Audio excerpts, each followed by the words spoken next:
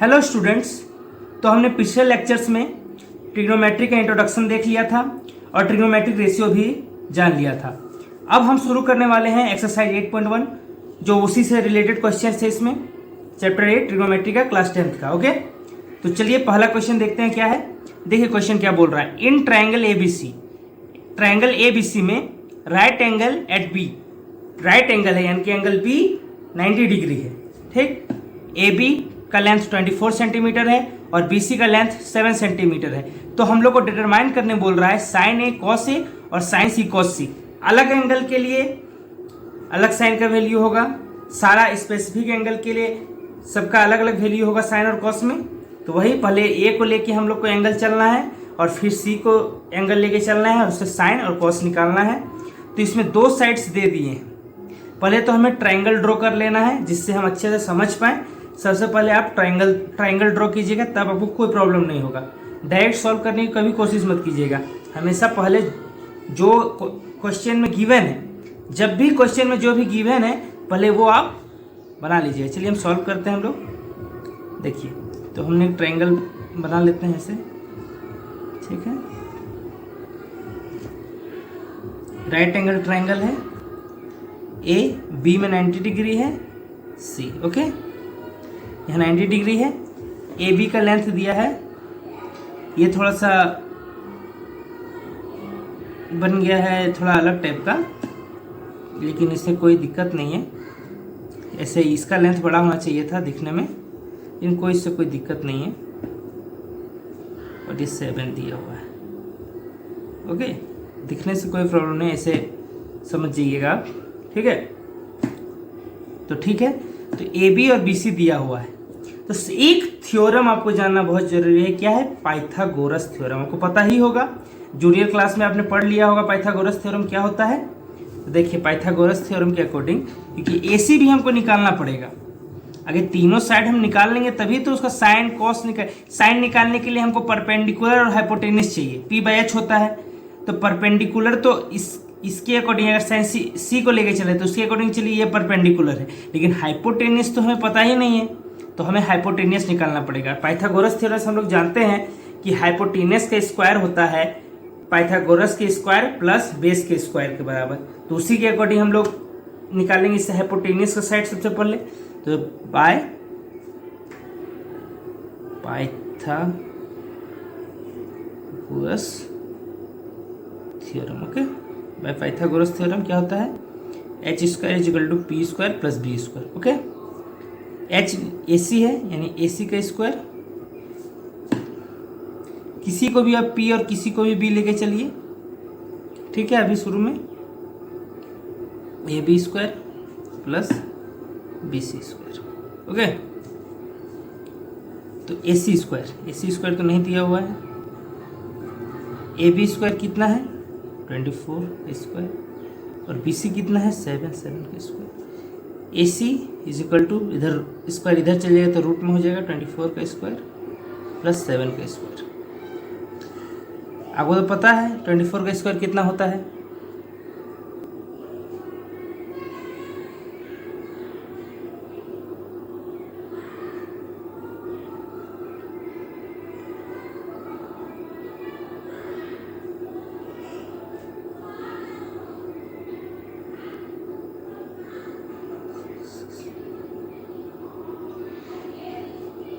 Five 76 होता है, 7 का स्क्वायर 49 होता है, इज इक्वल टू कितना होगा? 625 होगा। देख लीजिए ये किसका स्क्वायर है? 25 का स्क्वायर है, 625 25 का स्क्वायर है ना, और ये रूट 325 हो गया, ठीक है। ए सी हमारा निकल गया 25 सेंटीमीटर, ओके। चलिए तो हमें A B 24 centimetre, B C 7 centimetre और ए सी 25 सेंटीमीटर दिया हुआ है। अब पहला नंबर में पूछ रहा है साइन ए और कॉस ए, ठीक है। तो ए को यानी ए एंगल के अकॉर्डिंग हम लोग को आगे लेके चलना है। तो ए के अकॉर्डिंग परपेंडिकुलर क्या है? ए के अकॉर्डिंग परपेंडिकुलर क्या है? B C. मैंने हमेशा बताया है कि जिस एंगल को लेंगे उसका अपोजिट साइड हमेशा परपेंडिकुलर होगा। तो ए के according to angle A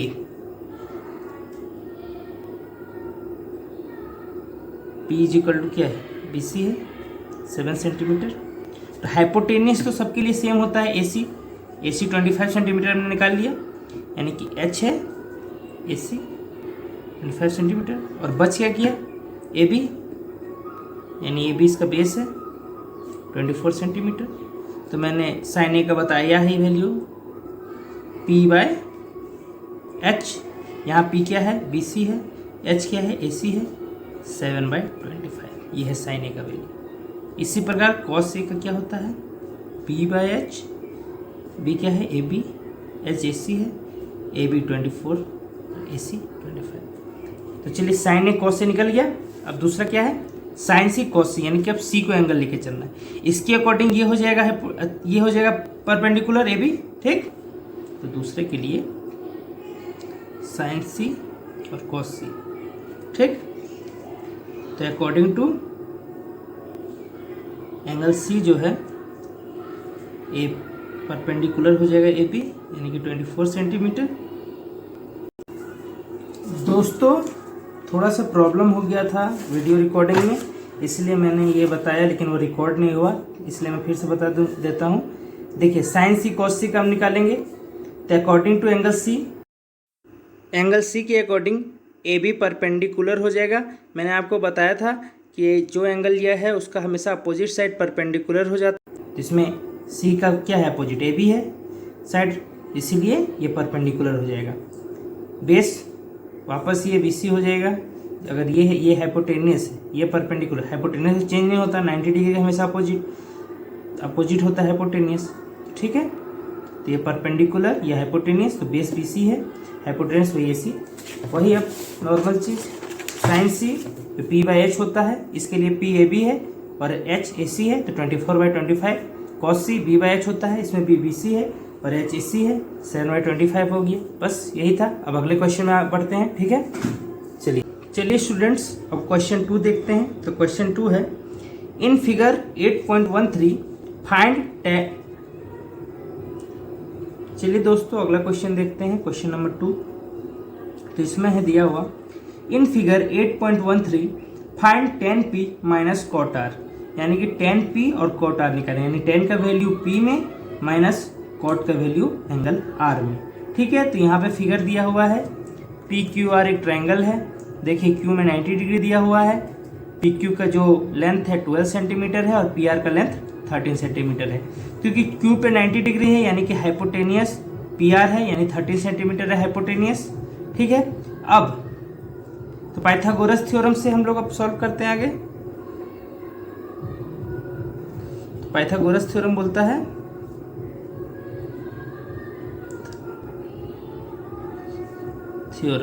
okay. इसके अकॉर्डिंग क्या होगा, ये जो हाइपोटेनियस है पी आर का स्क्वायर, वो दोनों साइड के स्क्वायर के प्लस के बराबर होगा, P Q square plus Q R का स्क्वायर, ओके। तो पी आर कितना दिया हुआ है 13 का स्क्वायर, पी क्यू दिया हुआ है 12 का स्क्वायर, इससे क्यू आर निकल जाएगा, ओके। 13 का स्क्वायर माइनस 12 का स्क्वायर हो जाएगा क्यू आर का स्क्वायर, ओके। यानी कि क्यू आर का स्क्वायर बराबर वही सेम चीज़, 13 का स्क्वायर माइनस 12 का स्क्वायर। तो 13 का स्क्वायर तो आपको पता ही है, तो आप जानते ही 13 का स्क्वायर होता है 169 और 12 का 144, ओके। क्यू आर का स्क्वायर हो जाएगा कितना हो, 25 बचेगा, ठीक है। तो क्यू आर हो जाएगा √25, 5 का स्क्वायर है तो हो जाएगा 5 सेंटीमीटर, ठीक है। तो क्यू आर निकल गया 5 सेंटीमीटर, यानी क्यू आर हो गया 5 सेंटीमीटर। अब बस tan p निकालना है। तो tan p क्या होता है, tan का value p by B, okay, perpendicular by base, okay. p के लिए क्या है परपेंडिकुलर, ये हमेशा अपोजिट जो एंगल दिया है उसका अपोजिट साइड ही परपेंडिकुलर होता है, यानी कि 5। और बेस तब क्या हो जाएगा, यह हाइपोटेन्यूस है तो बेस हो जाएगा 2f/2। ठीक है 10p। अब कॉट आर, कॉट आर क्या होता है, बेस बाय परपेंडिकुलर। लेकिन अब यहाँ देखिए एंगल बदल गया है तो क्या बदल जाएगा, बेस और परपेंडिकुलर दोनों बदल जाएगा, यानी कि कॉट आर। अब ये आर ये है, यानी इसका जो अपोजिट है क्या है, पी क्यू है इसका अपोजिट से, तो ये अब हो जाएगा क्या, ये परपेंडिकुलर और ये बेस। तो क्वार्टर का बेस होता है, ये बेस आगे होगा, ये बेस अब हो गया। इसमें परपेंडिकुलर 5 था, इसमें बेस 5 है क्योंकि आर एंगल आ गया है। ठीक, परपेंडिकुलर क्या हो जाएगा, ये बेस हो गया, आर का ये बेस होगा ना, परपेंडिकुलर ये 5/2, यानी कि दोनों सेम है। और हम लोग को निकालना है 10p माइनस कॉट आर, यानी कि 5/12 माइनस 5/12, यानी कि 0। ये है आंसर। ठीक है, देख लिया आपने। देखिए आर के लिए ये परपेंडिकुलर है फॉर आर, ओके, परपेंडिकुलर ये है फॉर आर, और पी के लिए ये परपेंडिकुलर है फॉर पी, ओके। तो यही बस आपको समझना है कि ये आर के लिए परपेंडिकुलर है और पी के लिए परपेंडिकुलर है, और दोनों के लिए बेस अलग अलग है। पी के लिए बेस ये है और आर के लिए बेस ये है। बस यही चीज आपको समझना है कि जब भी एंगल चेंज होता है तो साथ में एंगल के अकॉर्डिंग उसका जो परपेंडिकुलर चेंज हो जाता है और बेस भी चेंज हो जाता है। ठीक है, चलिए अब अगले क्वेश्चन में बढ़ते हैं। ठीक है, चलिए अगला क्वेश्चन आ गया है। तो अगला क्वेश्चन है if sin a is equal to 3/4, तो हमको कैलकुलेट करना है cos a और tan a। देखिए इसमें फिगर बनाने की कोई ज़रूरत नहीं है क्योंकि एक ही एंगल की बात हो रही है यहाँ a, ठीक, और यहाँ स्पेसिफिकली और ज़्यादा कुछ करना नहीं है। तो आप देखिए यहाँ से ध्यान से आप देखिए, हम जानते हैं sin a क्या होता है, परपेंडिकुलर बाय हाइपोटेनियस, जो दिया है 3/4, यानी कि परपेंडिकुलर और हाइपोटेनियस 3/4 के रेशियो में है। यानी कि लेट कर सकते हैं, रेशियो वाला हम लोग आगे बचपन में करते थे 1-2 साल पहले, मतलब जूनियर में, कि लेट अगर रेशियो दिया है तो क्या, let perpendicular is equal to 3 k, और हाइपोटेनियस क्या हो जाएगा, हाइपोटेनियस हो जाएगा 4 के। ठीक है, नाउ P और H दिया हुआ है अकॉर्डिंग टू पाइथागोरस थ्योरम, जो हमको पता ही है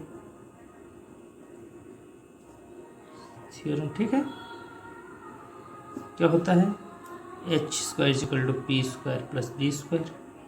h दिया है 4k का स्क्वायर, p है 3k का स्क्वायर, b² बच गया, ये कितना हो गया 16k² minus 9k² equal to b²। Okay, कितना बचा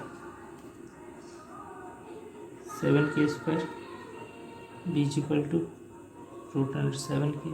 ओके, ये हो जाएगा ना। तो ठीक है, बेस निकल गया, और ये बेस है not b, this is base, base निकल गया √7k। अब क्या निकालना है, cos a, क्या होगा, सबका एंगल सेम है तो परपेंडिकुलर सबके लिए सेम होगा, हाइपोटेनियस सबके लिए सेम होगा, बेस सबके लिए सेम होगा, तो cos क्या होगा, बेस बाय हाइपोटेनियस, बस। बेस क्या है √7k, हाइपोटेनियस क्या है 4k, √7/4। उसके बाद क्या हो जाएगा 10 है भाई, p/b perpendicular by base, p क्या है 3k, बेस कितना है √7k, 3/√7, बस हो गया, ज़्यादा प्रॉब्लम नहीं है। इसीलिए देख लीजिए cos है इसी प्रकार बेस बाय हाइपोटेनियस √7k/4k, √7/4, 10 है वही p/b 3k/√7k is equal to 3/√7। बस यही पाइथागोरस थ्योरम लगा देना है, एंगल सेम है यानी परपेंडिकुलर हाइपोटेनियस बेस सबका सेम होगा।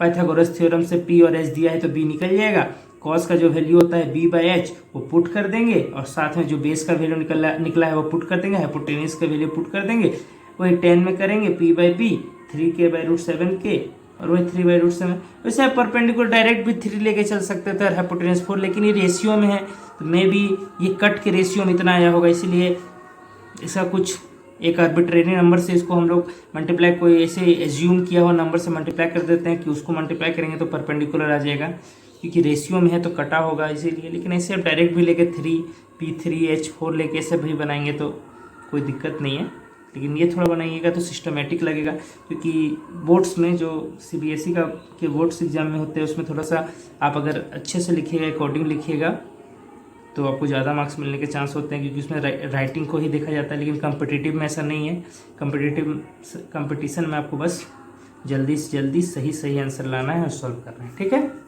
चलिए अब अगले क्वेश्चन की ओर बढ़ते हैं। चलिए तो अब हम अगला क्वेश्चन बनाते हैं। देखिए यहाँ दिया हुआ है 15 cot A = 8। Okay, 15 cot A = 8, तो हम लोग को निकालना है find sin A and sec A। Okay ठीक है, तो हम लोग सॉल्व करते हैं। पिछला वाला भी जैसा था वैसा ही ये बनेगा। पिछले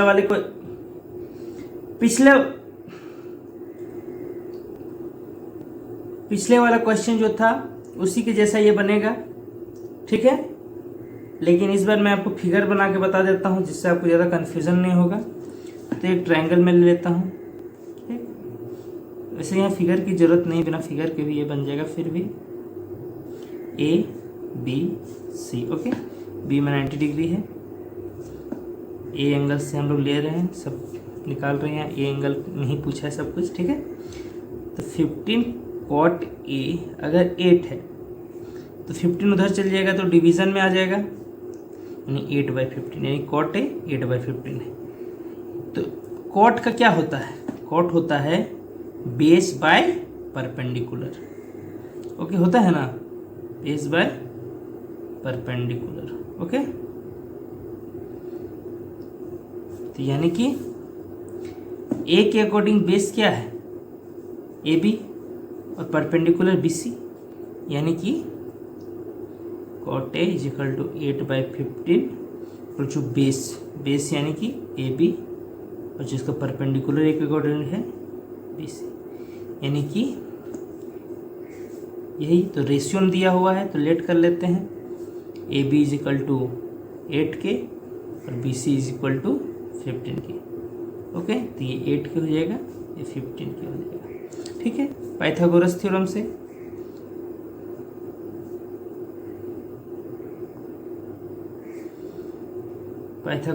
से क्या होगा?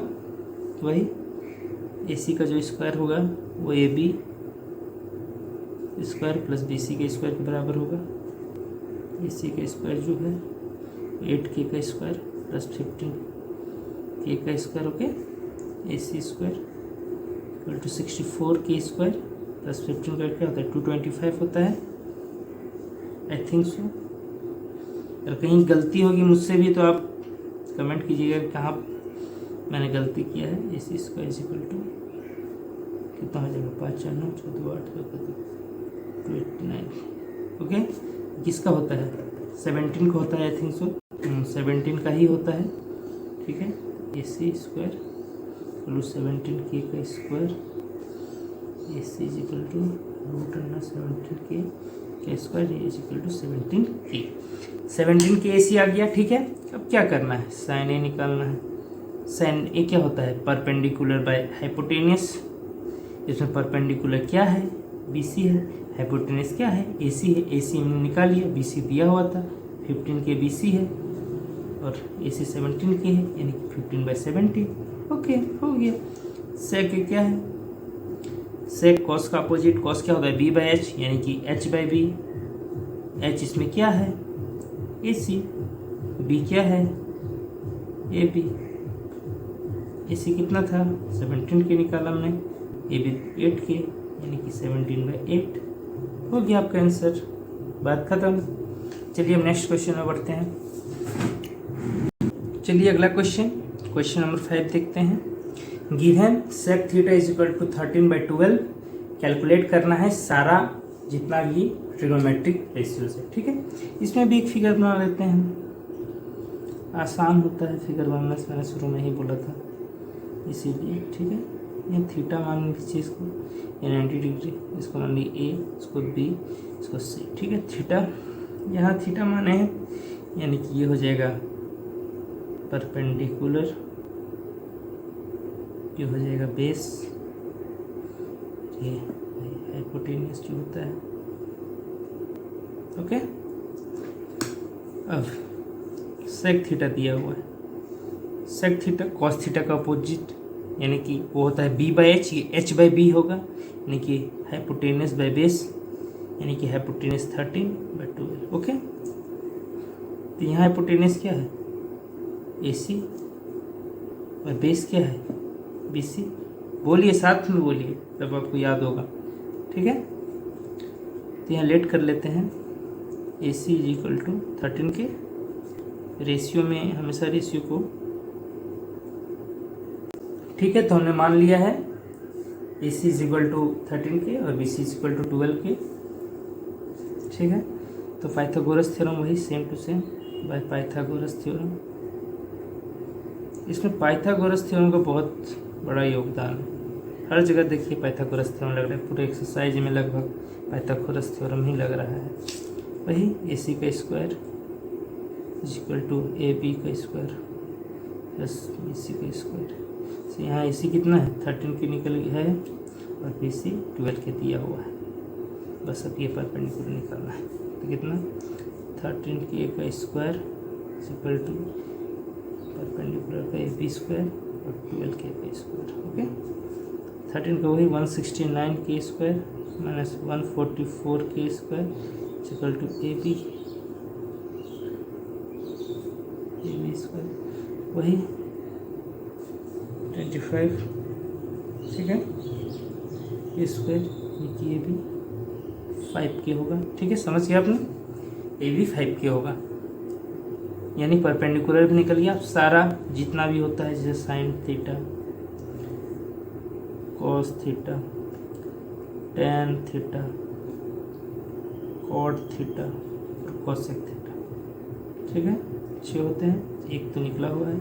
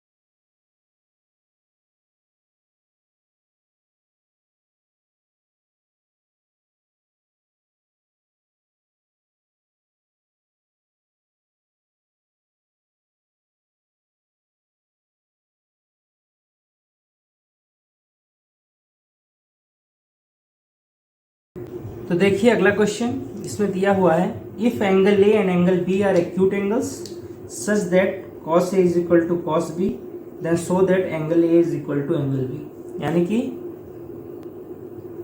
एंगल ए और एंगल बी एक्यूट एंगल है, यानी कि लेस देन 90 डिग्री है। इस प्रकार है, एंगल ए और एंगल बी कुछ इस प्रकार है कि cos A कॉस बी के बराबर है। तो हम लोग को शो करना है ये तभी हो सकता है जब एंगल ए एंगल बी के बराबर हो, तभी cos A is equal to cos B हो सकता है। क्योंकि मैंने आगे ही आपको कहा था कि जितना भी ट्रिग्नोमेट्रिक रेशियो है वो सारे अलग एंगल के लिए उसका वैल्यू अलग होता है, ठीक है। उस वैल्यू में यानी कि कॉस का अगर कॉस है तो उसका वैल्यू हर एंगल में अलग होगा। मे भी कॉस का कुछ एंगल का वैल्यू साइन के कुछ अलग एंगल के वैल्यू के बराबर हो सकता है सेम, लेकिन सेम ट्रिग्नोमेट्रिक रेशियो में अगर कॉस का वैल्यू 10 डिग्री में अलग है, 20 में भी अलग होगा, 30 डिग्री में अलग होगा, सारे एंगल में कॉस का वैल्यू अलग होगा। तो ये तभी सेम हो सकता है जब एंगल ही सेम हो, यानी कि ए जब बी के बराबर हो तभी cos A is equal to cos B होगा। तो यही हमको प्रूव करना है। चलिए हम प्रूव करते हैं, ये मज़ा आएगा आपको बनाने में, ठीक है। देखिए तो एक ट्रायंगल हम ले लेते हैं।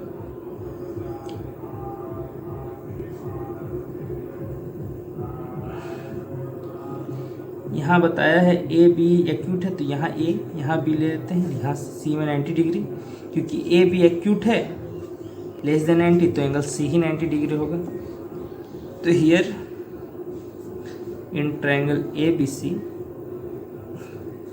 Angle C is equal to 90 degree, okay, ठीक है। तो हम लोग किस कॉस ए बराबर है कॉस बी के, ठीक। कॉस थीटा का वैल्यू क्या होता है बी बाई एच, यानी बेस बाय हाइपोटेनिस। ए के लिए ये हाइपोटेनिस सबके लिए ये तो फिक्स है। ए के लिए ये है परपेंडिकुलर और ये बेस, तो कॉस से क्या होता है बेस बाय हाइपोटेनिस, यानी कि ए के लिए ये बेस यानी ए सी बाय ए बी। नाउ अब बी के लिए ये है परपेंडिकुलर, तो बी सी होगा आपका बेस, यानी कि बी सी और हाइपोटेन्यूज तो सेम है बाय ए बी, ठीक है। ए बी सेम है तो कट जाएंगे, यानी ए सी बराबर बी सी होगा। तो ये हमने पढ़ा है ट्रायंगल्स में ही कि देखिए यहाँ बता रहा है ए सी बराबर है बी सी की। तो अगर एंगल्स जो अपोजिट होते हैं दो इक्वल साइड्स के, अगर दो इक्वल साइड्स है उसके जो अपोजिट एंगल्स हैं वो हमेशा सेम होंगे। अगर दो इक्वल साइड है और उसके जो अपोजिट एंगल्स होते हैं ना वो ट्रायंगल में हमेशा सेम होते हैं। ये हमने ट्रायंगल्स में पढ़ा है, इसका एक प्रॉपर्टी है कि हमेशा दो इक्वल साइड्स अगर सेम एडजेसेंट दो इक्वल साइड्स है तो उसके जो अपोजिट एंगल्स हैं ना वो हमेशा सेम होंगे, यानी कि angles opposite to the equal sides are equal. तो ये दोनों जो इक्वल साइड्स है उसका अपोजिट एंगल क्या है ए है और बी है, so angle A is equal to angle B. बस ये काट दीजिए, यहाँ कोई जरूरत नहीं है, मैंने आपको समझाने के लिए मैं बताया था। तो यानी ए सी बराबर बी सी है, ये हमने ट्रायंगल में पढ़ लिया है कि angles opposite to the equal sides are equal, कि अगर एंगल्स अपोजिट है इक्वल साइड्स के तो वो हमेशा इक्वल होते हैं। तो इससे हमने प्रूव कर दिया कि angle A is equal to angle B होगा, ठीक है। तो आज वीडियो को यहीं पे ख़त्म करते हैं। अगला सारा क्वेश्चन आप बना के रखिएगा और मैं नेक्स्ट लेक्चर 1-2 दिन में फिर अपलोड कर दूंगा, उसमें सारे क्वेश्चंस आ जाएंगे और आप उससे मिला लेना कि कितना आप सही हो कितना आप गलत हो, ठीक है। थैंक यू, ठीक है। कोई फीडबैक देना होगा तो ज़रूर दीजिएगा कि कैसे मैं इम्प्रूव करूँ, ठीक है। Thank you.